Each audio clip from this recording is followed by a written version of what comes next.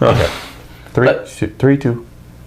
Let's talk about 3A, Jake. Let's go big schools first. Gruya and LaFerriere, we mentioned it in the opening. The Lions made it. They beat Hidalgo convincingly. Now they get a second chance at the Gators. Out west, as it were. Let's just say I think Gruya is going to win. I think LaFerriere's going to have to play it perfect. We're talking about we've been saying that for other games. Yeah. They really are going to have to play a perfect game. Peña Blanca and Gruya at home are pretty good. 1,000 and 1,000. There's only a couple of guys in the valley that have done it, rushing and passing. Ray Peña Blanca is one. Gruya's beaten 5 playoff teams. They've been a very consistent team all year. They say sometimes it's hard to beat a team twice. I would argue that it's probably the opposite. I mean, don't you know you can beat them? I'm not saying I'm rooting for Gruya or LaFerriere, but I mean, logic dictates if you beat them once, why wouldn't you beat them again? Yeah, and LaFerriere, I thought at the beginning of the year that they were going to give PI a run for their money in the district and stuff like that. And they really, they struggled for a while to find their identity. They've had their moments, but I agree they've been up and down. If that team brings it together, if Cuervo is hot, if they play any kind of defense, because with Casas, Ramirez, all these guys, the receivers they have, then they have some players. If they put it all together, Gruya's going to have to score quite a bit to keep up with them. But they got their own flyers and their own passers. It should be a good game, but like you said, I would say Gruya at home is a 7-point favorite. And we're not, of course, encouraging betting among the Valley fans. But if you do, we have a offshore betting site. It's from Oman. Right? Yeah. Everything is in Oman. All right, so LaFerriere Gruya winner gets either Ingleside or Divine. And let me tell you about the Ingleside Mustangs, man. They're 7-3, but their 3 losses are to Cuervo back in LaFerriere, Cuervo and Refugio, and who else? Orange Grove. More on Orange Grove later. Ingleside's a good team. I think they're going to beat Divine, and that's a good second-round matchup for either one of those Valley teams. Ingleside's been good for some number of years. Yeah. Look, I think Gruya's going to take this one, but I'd like to go to that game just to see I'd like to see LaFerriere come back and try to make it a game. Well, you know what? They are in the playoffs, and they've got some explosive kids, and anything can happen. Now, Kingsville and Hidalgo is going to be tough for the Pirates, although they're in the playoffs, and the same story goes. Anything can happen. Kingsville's been explosive all year. They're 8-2. They're looking like a favorite in this game. What does Hidalgo have to do to stay in that ball game and pull off an upset? Well, I think Kingsville can't take them lightly. Because, that's one thing we did early in the season. All of a sudden they started rattling off some wins. I know, man. Bergen. Who is this Bergen guy? He's amazing. Oh, I remember Edgar Bergen. It's probably not the same. Yeah, and, I mean, look, Hidalgo, they can play. They got to put it all together in this game. Like kind of what they did against Rio Hondo. Yeah, man. I mean, in other words, if LaFerriere comes out and plays the way it can play, if Hidalgo comes out and plays the way it can play, if both of those teams have their ultimate effort and achieve to their potential, they can win those games. Yeah, I think so. And that's what it's all about, man. How can a team transcend its moderate record and play a great game? The answer is sometimes yes. Yeah. And look, we said it's the second season. Look, you've got your chances here. All you have to do is kind of put them on their heels in the first quarter. Yeah. A turnover, a touchdown, a penalty. It's 17-0. That team quits. You go on to the second round. It's happened before. I've seen it. And I hate to bring up Edinburgh North because they're going to get mad at me, but they went 10-0 and then lost to Westlaco in '92 in the by-district, and that was a shock to the system. And Sherryland's done it too. They lost to United that one year, 62-45. Remember that crazy game? Yeah. Another basketball game, right? Yeah. So, I mean, look, it can happen. Do I know if it will? But it will happen at least once on this docket of games. There'll be some surprise. So why can't it be Hidalgo? Why can't it be LaFerriere? Who knows? Why can't it be Memorial? The fact is, we won't know until it happens, and that's kind of why we do this stuff. Yeah. Anyway, let's go to small school 3A. PI and Raymondville, we talked about it. They're playing over in San Benito. They beat them earlier in the season in that rain-shortened game. I think we start over. Raymondville's not exactly on a roll, although they did manage to get in. Will Port Isabel be rusty? You know what? I don't think so. Not this team. Motivated team. Yeah, I think they took for a team that went 3 deep last year. Yeah, four. Yeah, they won 3 games. Yeah.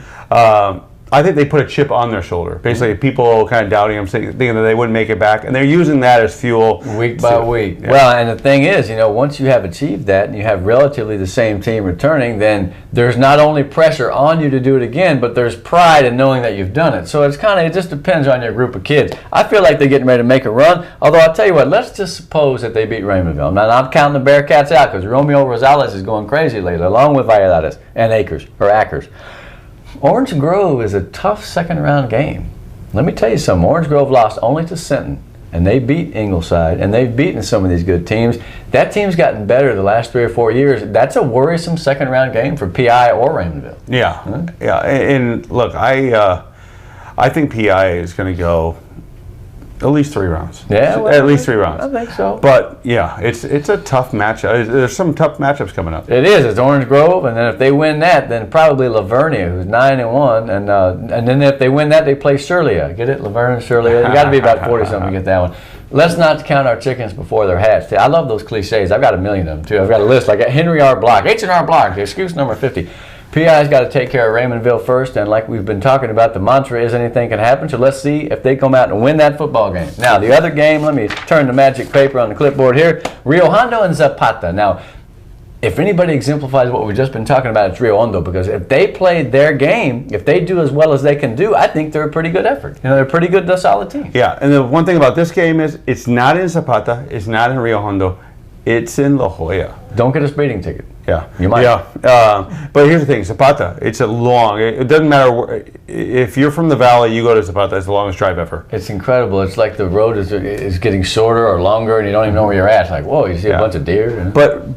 But the drive for Rio Hondo, I'm not look logistics. I'm just thinking logistics. Yeah. It's an easier thing for them. They're going to get there. It's the valley. Yeah, it's the they valley. They have to come to the valley, and we don't have to leave. Yeah. So no matter how long it takes, but psychologically, we're here. Yeah, and the thing is, Rio Hondo, if you don't remember, Rio Hondo traveled last year they played Waters Lincoln. Those fans are good, man. Yeah. They travel. And they lost to Waters Lincoln there on that field, like on a last second play. Rocky James went for it. So they're familiar with that play. They are, and let me tell you something else. They're hungry because that team has more pride than 4-6, man. They wanted to do better this year. They got a reprieve. They made the playoffs. I'm thinking that they put it all together. I think that they pop Zapata. Now the problem is that defense has some good players. Nice secondary for Rio Hondo. Carizales is a good linebacker. Adame. Will they be able to surrender less than or fewer than 29 points? Because they've been getting scored on a bit. And Zapata will run the ball all day. So I like the matchup. I feel like the pride of that program is going to come through. I think they get past it. I really do. I hope so. I think so too. Now, if they win, they get either Sinton or Lytle. Lytle's not bad, but Sinton is better. Sinton probably should win. And, they played earlier in the season, and it was Sinton, the Pirates, by a touchdown. So there's a lot of possibilities. Some rematches in the first round. There's also some possibilities of rematch in the second round. It's exciting. It makes this stuff wonderful.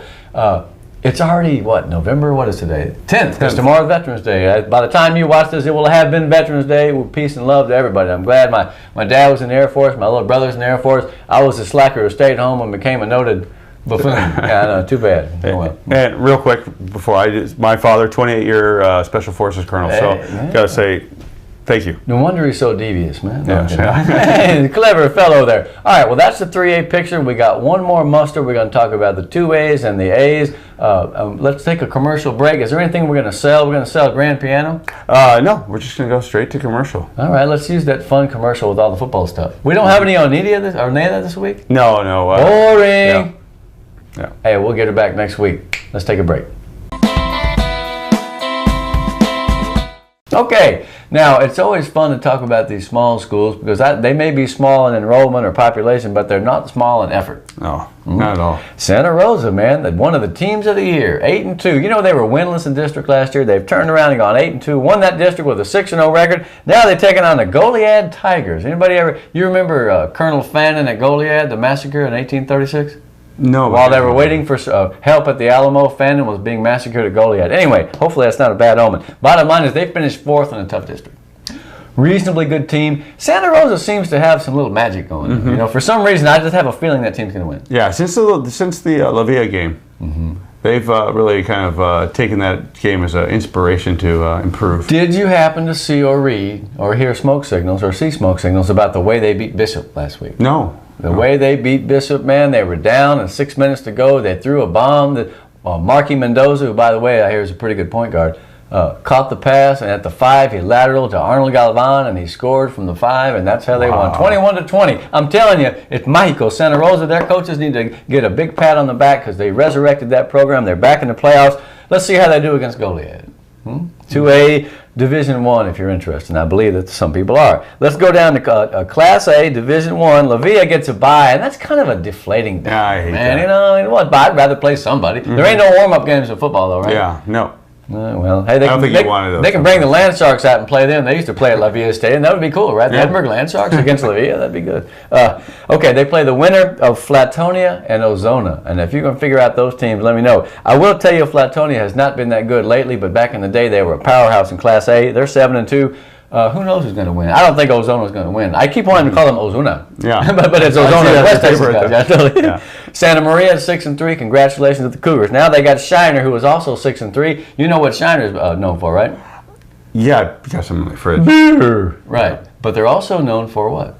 Being the cleanest little town in Texas. That's their PR slogan for the Chamber of Commerce. Bottom line is the Comanches have a pretty good defense from what I understand. I think Santa Maria's in it though, man. I mean, who knows? Here's the deal. This is a team that had been good in the distant past. Shiner used to be kind of tough, man. They won a state title. They were 12-2 last year. They lost a lot of guys, so they're kind of living on their reputation. This is a chance for a brand new program, not brand new, but relatively new, to say, okay, we have arrived. Like we talked about Economides earlier, the second year in the playoff. Santa Maria too. This is the year that they're able to say, hey, we not only can go and be happy to get the free milkshake after the game, but we're going to play football. I hope they win. I really do. Yeah. Hey, look, worst case scenario for Santa Maria, you go down to one of the establishments, get yourself some of their beverages. Yeah, indeed. Santa Maria now, I'll tell you this. I know a couple of those kids. Isai Garcia I know about. Felix Cantu I know about. But I'd like to hear, who their best offensive lineman is, who their top guys are on defense. So in other words, that All-Valley nomination thing we're talking about at the beginning of the show,